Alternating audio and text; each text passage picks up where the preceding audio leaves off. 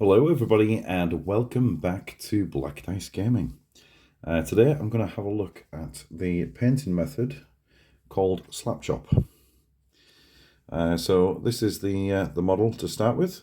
He has been undercoated in black. I use Colourforge black. I found that a really good coverage spray paint.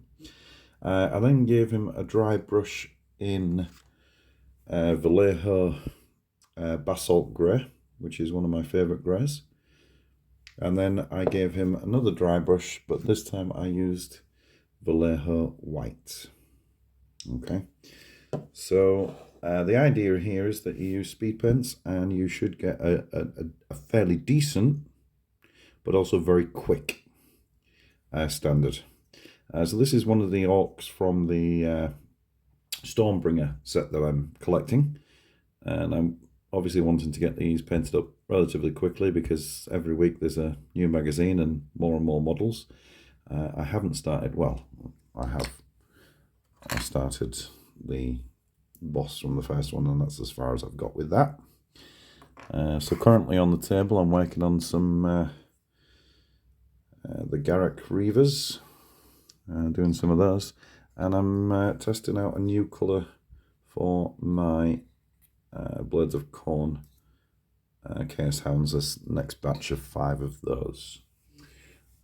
So yeah, I wanted to get these knocked out pretty quickly, and the slapchop method seems to be a fairly quick way of doing it.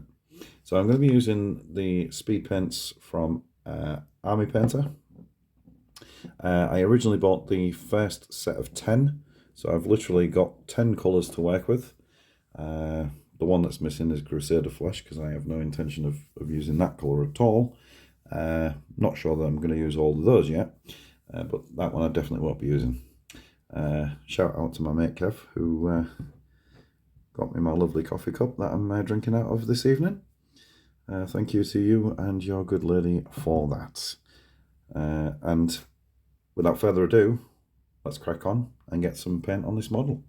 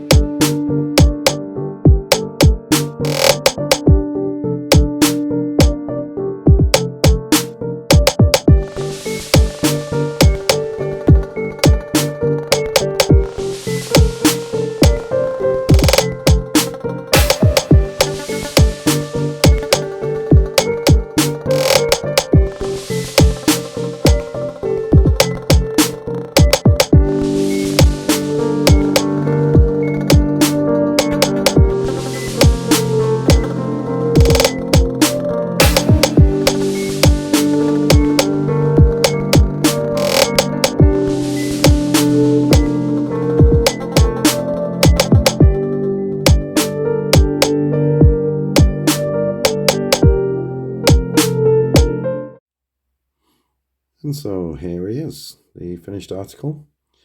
Still a little bit wet in places. He is very, very freshly painted. Yeah, I mean, it's good. I quite like it. It's going to be good enough for what I want to do for my Orrk army, definitely. It took me about 20 minutes to do the whole thing. Didn't wait for a lot of the paint to dry. There was a few mistakes that I made. If you are going to use darker colours, then make sure that you are very neat with them, because the lighter colours don't cover them very well over the top. I did notice that I've painted in his helmet in purple here. I didn't realise it was a helmet until it was too late. I'd already gone ahead and done it.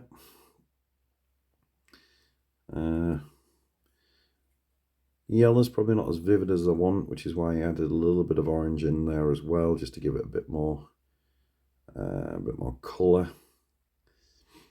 But yeah, I think, you know, for the dirtier colours such as the green, the black and the purple, I think it works pretty well.